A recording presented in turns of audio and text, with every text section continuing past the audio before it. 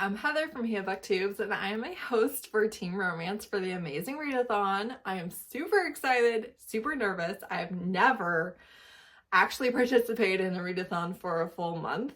I find it very overwhelming, and I'm such a mood reader. I usually do my month-long readathons in like 1 week.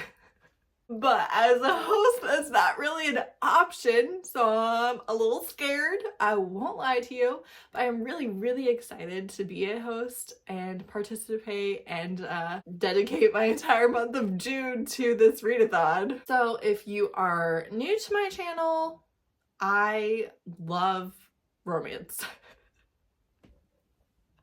Shocker!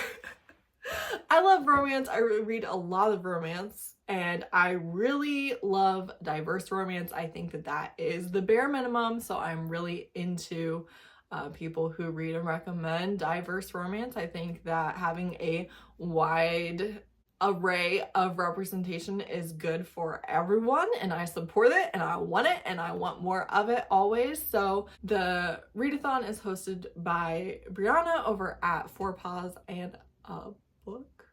Is that even right? It probably is, right? How wrong can it be? I don't think... Let's check. Let's double check. I was supposed to put this in my notes. Did I? No. Four Paws in the Book. I was right the whole time. I was right the whole time. It's fine. Anyways, so this is a readathon. This is the second year of it. I watched several of my friends participate last year, and it looked like a wild time. And obviously, this year I'm going to be a host. So this is based on the Amazing Race show, which I did watch a couple episodes of for research purposes because I was like, I don't know what's going on. The thing that I'm really excited about, especially because it is a month-long readathon, and especially because I do get kind of burnt out on that, is that you don't know what the next prompt is until like you get to that city and there's all these different things, and then there's a whole ton of prompts, like 50 of them, that you can do kind of as side quests almost. So I can fit in a lot of mood reading and then just pick whatever prompt actually fits that. You do get extra points for openly queer authors because it is in June. I beg of you, if you cannot tell that the author is openly queer by their social media presence and or their website, don't go asking them. Don't be like, oh, well, I think it counts. Just if you can easily find it on their public facing platforms, count it. If not, I vote don't. Leave them in peace. So, you know, I am very anti outing authors so that you can count them for your little readathon. So don't do that. But yeah, I'm really super duper excited about it. So these are my 5 favorite romances, which, like, I feel wrong even just saying that. I just want you to know, asking me to narrow it down to 5 was brutal, but because of the way that the readathon is set up this year with the teams being different genres, I did pick ones that fall squarely in romance and are not like other genres blended in with a lot of romance. So my first one is Roleplaying by Cathy Yardley. This is my favorite romance book of last year. It is older main characters and they are introverts. God bless. They're introverts and they are gamers, and they actually meet online, and she has a college-age son, and then he's 50, but he is a caretaker for his mom because his dad died of cancer, and he was a caretaker for his dad. He's actually a hospice nurse. He's a caretaker for his dad, and then his mom is kind of failing too, and he's taking care of her, and they are not nice to him. His family is very toxic, and you do get the best kind of payoff for that. But he is taking, like, online, I think, courses at the community college while he is taking care of his mom. And so they meet online, and she assumes that he is a college-age kid, and he assumes that she's in like her 80s. because of the way she talks about herself. So when they actually meet in real life and realize that they are the same age, 48 and 50, it is kind of epic, and I love everything about it. But I especially like that even though they are both introverts, it is our female main character who is also so protective and willing to go to bat for the people that she loves and is not bothered by other people's opinions, and is just like, I'm doing what I want. What I want to do is be in the house, and if I didn't want to do it, I wouldn't do it. But ultimately, this is exactly what I want, so like, leave me alone. I'm happy. And then our hero, I love him. He is 50 years old and finding out that demisexuality is a thing, and that not being attracted to people right away is a thing, and he's not broken, and he's also bi, and his family is pretty homophobic to him because of his past history of having a boyfriend. And just, again, like, watching older main characters know exactly who they are or finding out exactly who they are and choosing peace and choosing happiness and choosing each other, and especially just that queer representation of finding out, wait, there are other people just like me, to the point that we actually have language to describe this, and this is like a thing.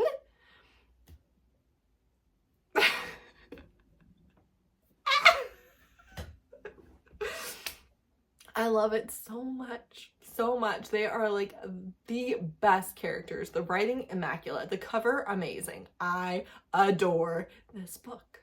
My next one is Last Light by Claire Kent. This is a dystopian romance where a meteor hit the earth and kind of destroyed all the infrastructure, and then also you have all of the nature consequences, effects, symptoms of that. So these books take place like 4 or 5 or 7 years after the meteor hit, so people have been living with the breakdown of society for several years.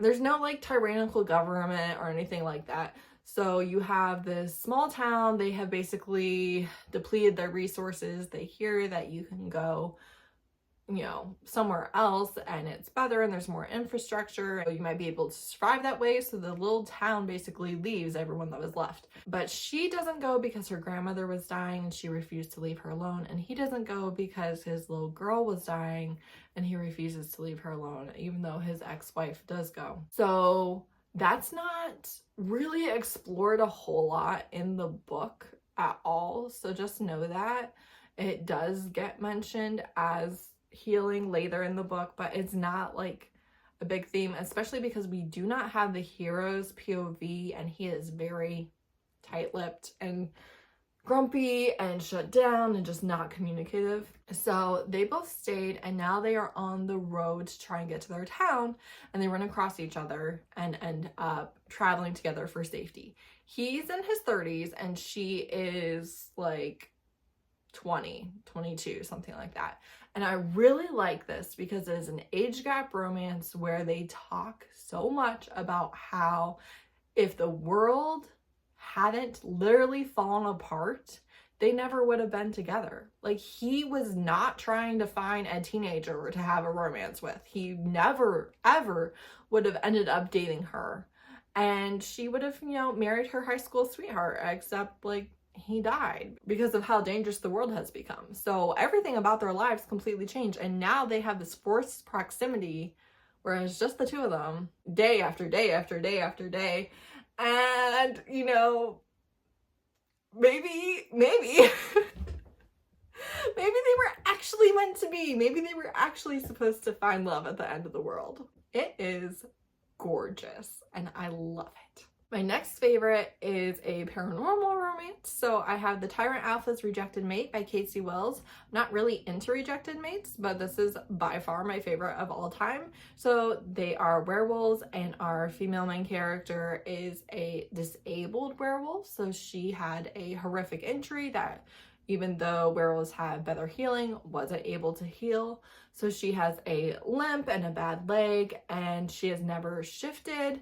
The pack is pretty backwards, and the single female wolves especially don't have a lot of rights. It is a lot better than it was under the old alpha, where women and children were raped and beaten all the time, but it's not great. Like, they can't have a cell phone. They can't go anywhere off of pack land. You know, there's lots of stuff. And of course you have the werewolf pack hierarchy and they're at the bottom.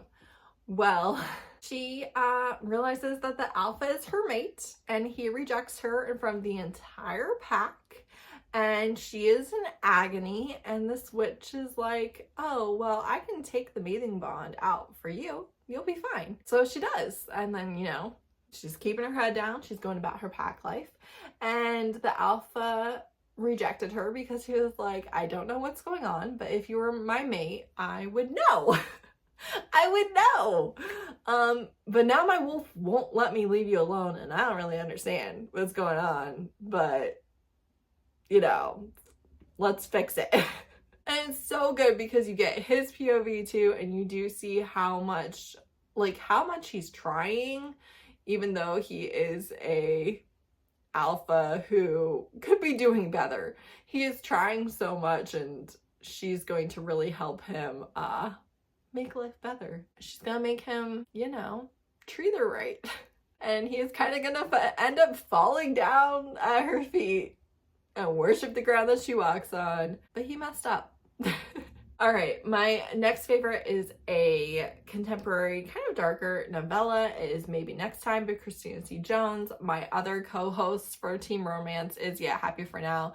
This is her and my favorite Christina C. Jones. I have read this multiple times. It is so good. So good. So this is a marriage in trouble, and she is giving him divorce papers, and he's like, absolutely not. Absolutely not. Absolutely not. What if I just kidnapped you and took you on a vacation? But the whole reason why they have marriage problems is because she did have a miscarriage, and the grief of that did kind of drive them apart instead of bringing them together. But he does not want to lose his wife. He loves her, even though the last few months have been pretty bad. And I love watching them heal and watching them come together and watching them find happiness again, because there are all of these really difficult things that you go through in life. Something difficult is coming your way, right? And that can really affect your relationships in that it can drive you apart or it can bring you together. And if you were both grieving and you were struggling and your relationship struggled with that, can you get it back? So good. It is a little dark, it is a little alpha, it is a little my wife, and I love that about it. And lastly, I have Yours Insatiably by Avita Weiss. This is a non-binary author writing a non-binary fae who is gender fluid. So they use a lot of different pronouns in the book, and I like that. And then you have a very uptight succubus who has been hiding the fact that they are a succubus, and they have a non-fraternization policy at their work and their co-workers at a museum. And our fae, our moth fae, by the way, is an artist and a sex worker and a freelancer, and our succubus is, just very type A. And so we meet them in this tiny, like 30-page, maybe not even 30-page novella called Feed, where because she's a succubus, she uses this sex service to feed, and guess who shows up on this night?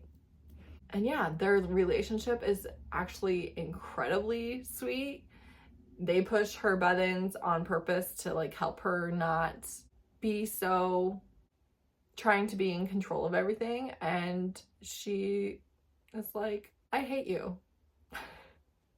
But the sex is really good. It's a great dynamic, really fun banter, really fire sex, and I loved watching her learn to accept who she was. So that was not easily done, let me tell you, but those are my 5 favorites for the purposes of this readathon. They're so good. You cannot go wrong with any of them. So I did want to show you the merch. I bought this t-shirt. I got a large, and it is like on the bigger side, but within the like size range that you would expect for it. It's really, really pretty. It's really comfortable. So the merch is worth buying. I was also gifted the bookmark because I am a host. See the foiling? It is really good quality. I do recommend from a quality standpoint. Obviously, you do not have to buy merch to participate in the readathon, but I just thought I would show you the ones that I got and let you know that I am very happy with the quality of them. So I'm scared. I'm scared. Part of the readathon is reading a lot of books, right? And I have a complex. I really don't like to let people down. I don't want Izzy to have to drag our team to the finish line kicking and screaming because I was dead weight behind her. So I am like trying to make May a very low low expectations month, and then basically dedicate all of June to being the best. I can do it. So that's it. I'm really excited for the readathon. I plan on vlogging the readathon and, you know, again, just like doing a lot of stuff for it. So I'm really excited about it. Let me know if you have read or want to read any of these books. And yeah, I'll see you in a month.